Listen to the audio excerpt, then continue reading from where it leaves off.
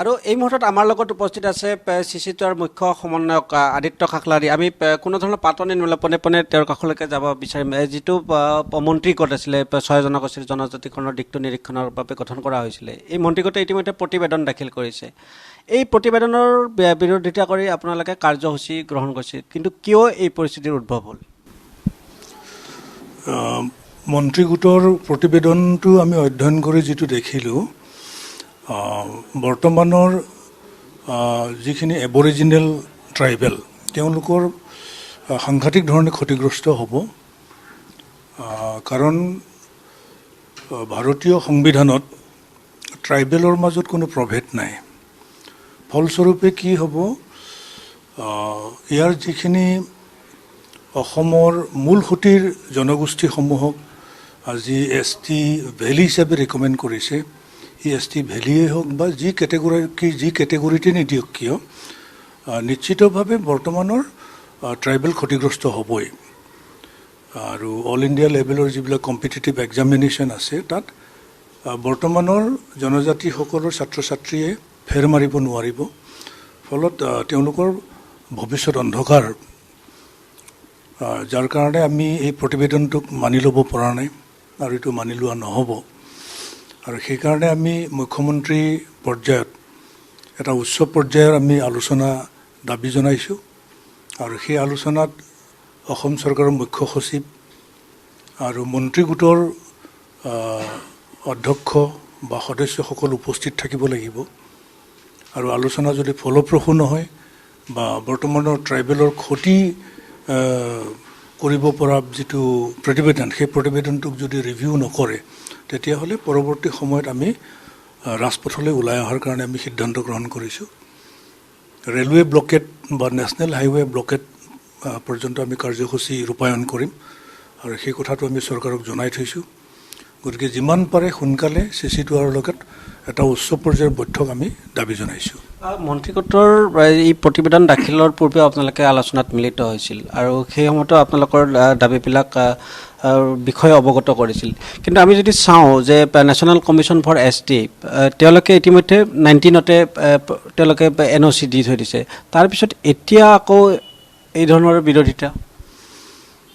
নহয়, চাওক, আমি প্ৰথম অৱস্থাৰ পৰাই কৈ আহিছোঁ যে এই 6 জনগোষ্ঠীৰ ওপৰত কোনো ধৰণৰ এথন'গ্ৰাফিক ষ্টাডি হোৱা নাই, ছ'চিঅ' ইকনমিক ষ্টাডি হোৱা নাই বা ছাৰ্ভে হোৱা নাই।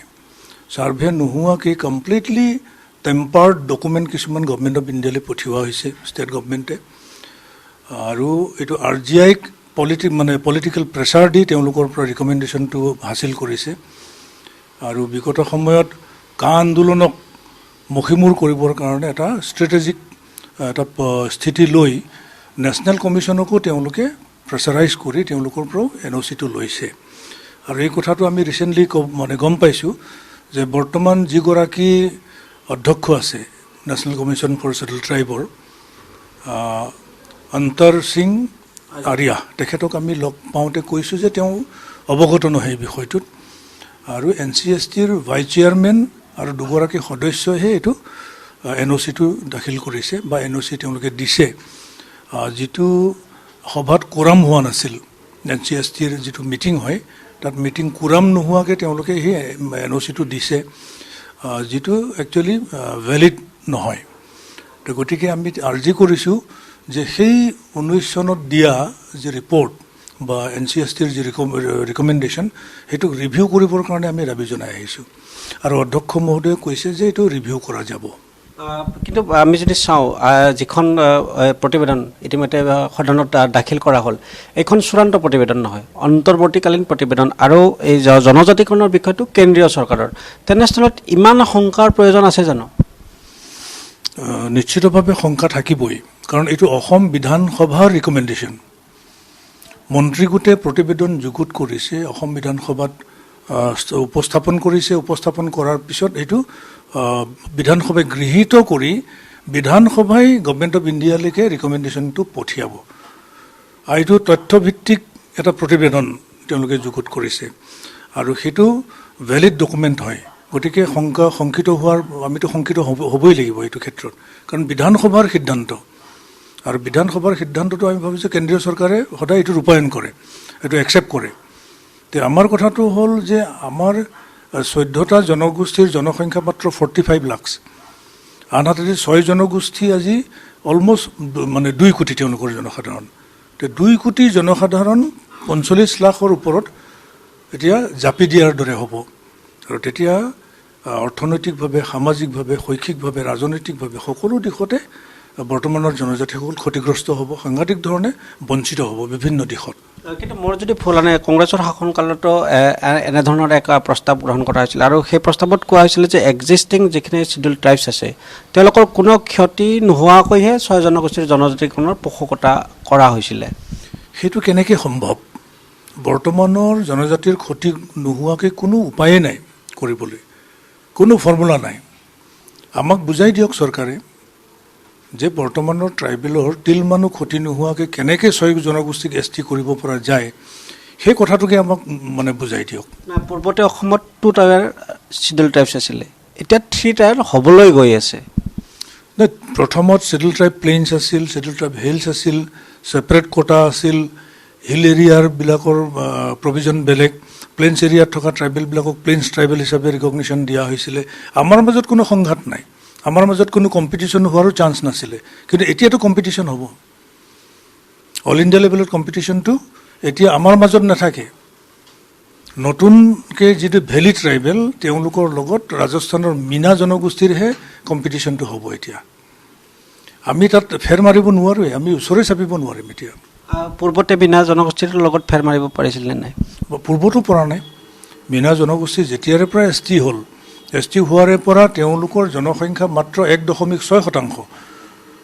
সমগ্ৰ ভাৰতবৰ্ষৰ মুঠ জনজাতিৰ জনসংখ্যাৰ 1.6% মাত্ৰ মীনা জনগোষ্ঠী। কিন্তু তেওঁলোকে আপোনালোকে দেখিব যে 2010ৰ পৰা আজিৰ তাৰিখলৈকে UPSCয়ে কণ্ডাক্ট কৰা কম্পিটিটিভ এক্সামিনেশ্যনবিলাকত 30ৰ পৰা 35% আসন তেওঁলোকে দখল কৰে STৰ।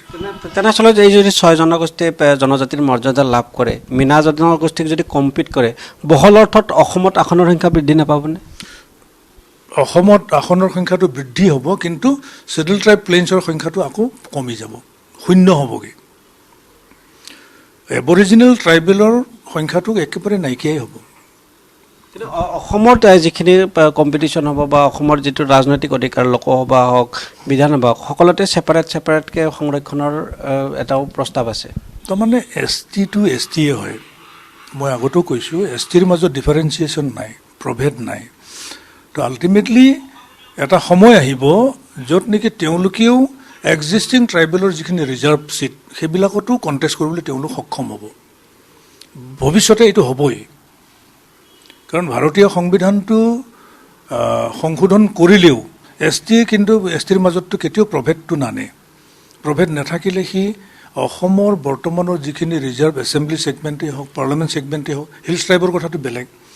প্লেইনছত যিটো কোটা মানে ছিট ৰিজাৰ্ভ আছে, এই ৰিজাৰ্ভ ছিটবিলাকত তেওঁলোকেও কণ্টেষ্ট কৰিব। ইভিন অট'নমাছ কাউন্সিল 6 চিডিউলেই হওক বা নন 6 চিডিউলেই হওক, এই ST ভেলী হ'লেও তাত যিহেতু তেওঁলোকে ট্ৰাইবেল হিচাপে ৰিকগনিশ্যনটো পাব, তো আল্টিমেটলি তেওঁলোকেও কণ্টেষ্ট কৰিবলৈ সক্ষম হ'ব। ফলত কি হ'ব, অট'নমাছ কাউন্সিলবিলাকৰ কোনো অৰ্থই নোহোৱা হ'ব। নিৰসনৰ উপায় কি? তো আমি কৈছোঁ যে তেওঁলোক OBC হিচাপে ৰিকগনাইজ, 6টা জনগোষ্ঠী OBC হিচাপে ৰিকগনাইজ, আৰু OBC হিচাপে তেওঁলোকক মেক্সিমাম বেনিফিট মানে প্ৰদান কৰিব লাগে। মেক্সিমাম বেনিফিট প্ৰয়োজন হ'লে পলিটিকেল ৰিজাৰ্ভেশ্যন পৰ্যন্ত দিবলৈ আমি চৰকাৰক দাবী জনাইছোঁ। OBC হিচাপে সম্পূৰ্ণ সংৰক্ষণ তেওঁলোকক দিব লাগিব, তেতিয়াহে মানে বৰ্তমানৰ ট্ৰাইবেলসকল ৰক্ষা পৰিব। অন্যথাটো আমি ক্ষতিগ্ৰস্ত হ'মেই, আমি বিপদত পৰিমেই, আমি ধ্বংসপ্ৰাপ্ত হ'ম। আৰু এই যিটো বিষয়, এই বিষয়টো এতিয়া যিটো সমস্যাৰ উদ্ভৱ হৈছে, এই সমস্যা সমাধানৰ দায়িত্ব নিশ্চিতভাৱে উভয় চৰকাৰৰে যে হ'ব সেয়া নিশ্চিত।